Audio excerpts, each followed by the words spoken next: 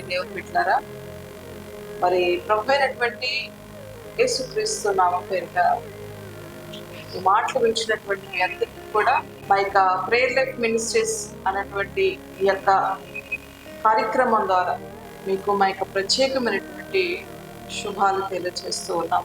మేము అందిస్తున్నటువంటి ఈ ఆధ్యాత్మికమైనటువంటి కార్యక్రమానికి మరొకసారి మీకు స్వాగతం పలుకుతూ ఉన్నాం.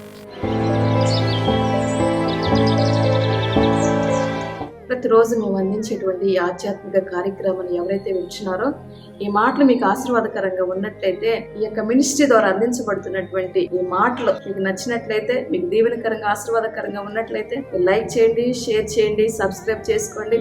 ఈ విషయాలు మీకు నచ్చినట్లయితే మీ స్నేహితులకు కూడా ఈ విషయాలు మీరు తెలియపరచండి. మా మినిస్ట్రీని పరిచయం చేయండి, వారు కూడా మీలాగా దీవించబడతారు. దేవుడు మిమ్మల్ని అందరినీ దీవించినాడు. దేవుని మాట వినాలని ఆశ, ఆసక్తి ఎవరికైతే ఉంటుందో, దేవుని మాట వినాలని ఆకాంక్ష ఎవరికైతే ఉంటుందో, ఆసక్తి కలిగి ఎవరైతే వింటారో అట్టి వారందరినీ కూడా ఆయన ఆశీర్వదిస్తాడు. ఆయన మాట వినాలని ఒక మనిషికి ఆశ ఉండాలి. ఉదయం లేచిన తర్వాత ఎన్నో రకాలైనటువంటి మాటలు మనం వింటూ ఉంటాం. భర్త మాట, భార్య మాట, పిల్లల మాట, ఇరుగు పొరుగు వారి మాట, మొబైల్లో వేరే వారి మాటలు మనం వింటూ ఉంటాం, టీవీలలో మనం వింటూ ఉంటాం. ఈరోజు మనుషుల యొక్క మాట వినటం వల్ల కలవరాలు కలుగుతూ ఉన్నాయి. కొంతమంది మనుషుల యొక్క మాటల వలన ఎదుటివారు భయపడుతూ ఉంటున్నారు. కొంతమంది వ్యక్తులు మాట్లాడేటువంటి మాటలు బట్టి కృంగిపోతూ ఉంటారండి. అందుకే ఉదయకాలమే నువ్వు లేచిన వెంటనే దేవుని మాట విన్న తర్వాత ఏ మనుషుల మాట వినాలి.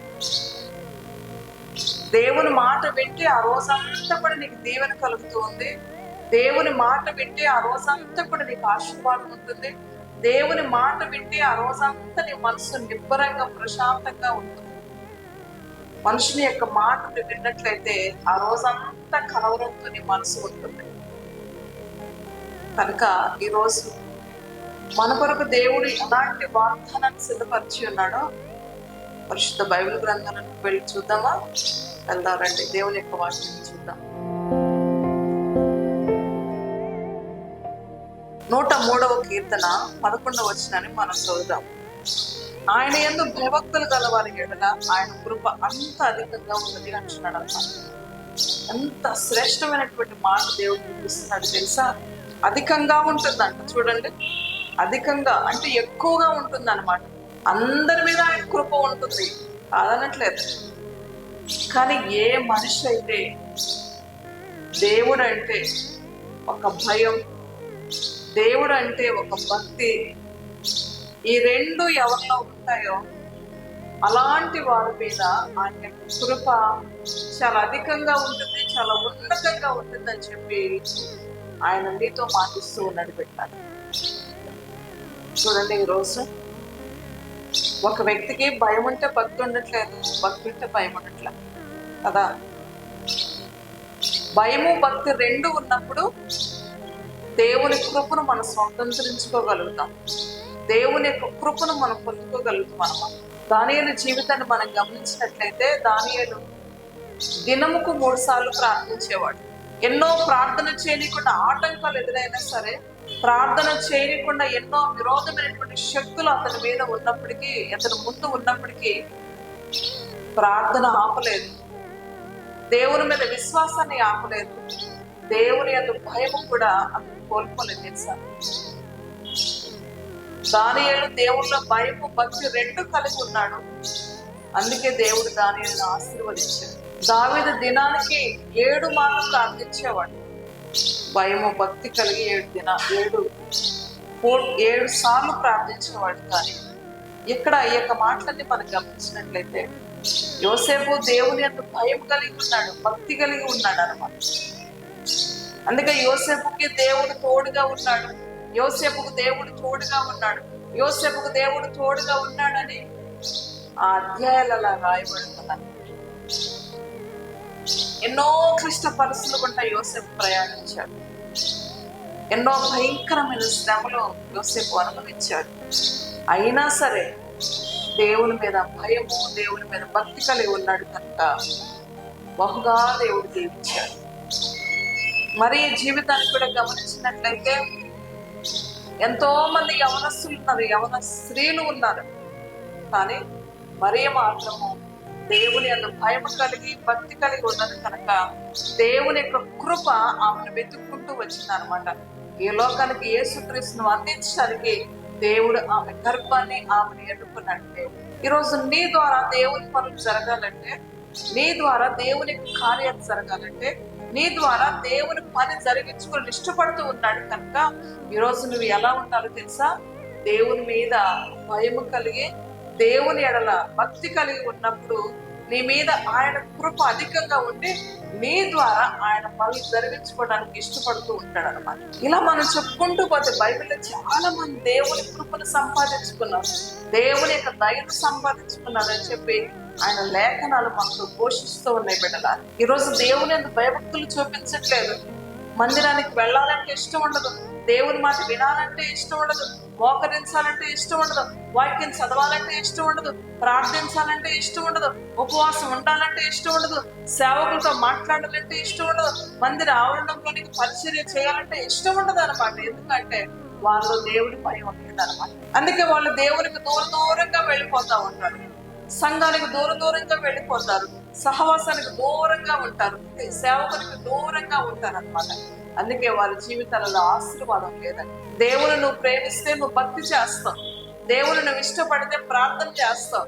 ఒక మనిషి ఇంకొక వ్యక్తిని ప్రేమిస్తున్నప్పుడు, ఒక వ్యక్తి ఇంకొక వ్యక్తి ప్రేమించుకుంటున్నప్పుడు, ఇష్టపడుతూ ఉన్నప్పుడు ఒకరినొకరు విడదీయకుండా, ఒకరినొకరు మాట్లాడుకోకుండా ఉండలేరు. అలాగే నువ్వు కూడా దేవుణ్ణి ప్రేమిస్తే, దేవుడంటే నీకు ఇష్టం ఉంటే నువ్వు కూడా రోజు నీ దేవునితో మాట్లాడతావు తెలుసా?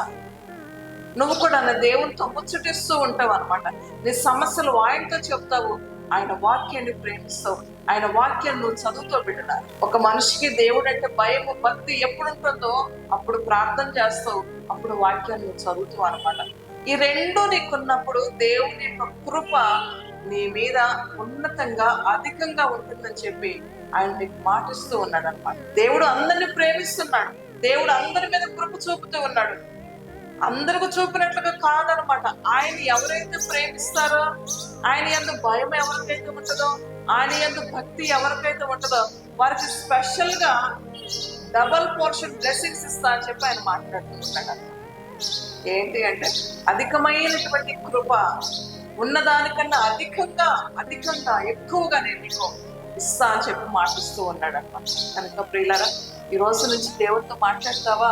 దేవుని ప్రేమిస్తావా? దేవుని మాటలు వింటావా? దేవుని భయభక్తులు కలిసి జీవిస్తే శ్రేష్టమైనటువంటి ఆశీర్వాదాలు నీ జీవితాలను స్వతంత్రించుకోగలుగుతూ పెట్టారా? ప్రార్థించుకుందాం.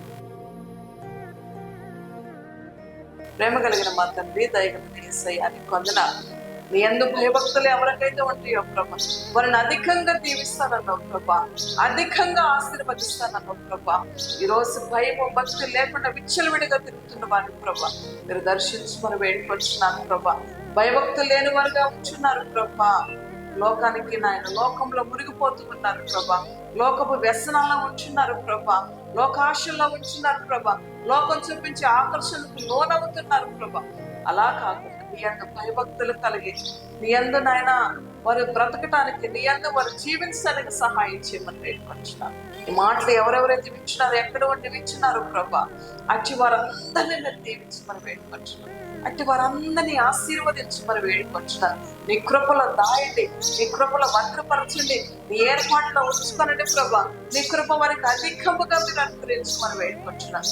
బలహీనలు ముట్టండి నాయన, మీరు స్వస్థపరచమని వేడుకొచ్చున్నాను. కృంగిన వారిని లేవనెత్తండి ప్రభా.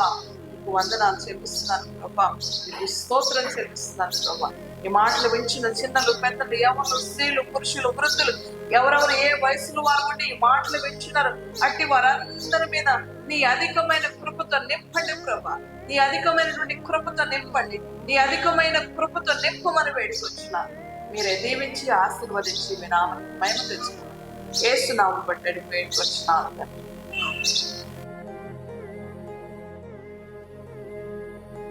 క్రీస్తునందు ప్రియమైనటువంటి దేవుని బిడ్డలారా, ఎంతో శ్రద్ధగా ఈ మాట వింటున్న అందరికీ కూడా మరొకసారి మైక్ మినిస్ట్రీ పక్షాన్ని శుభాలు తెలియజేస్తూ ఉన్నాము.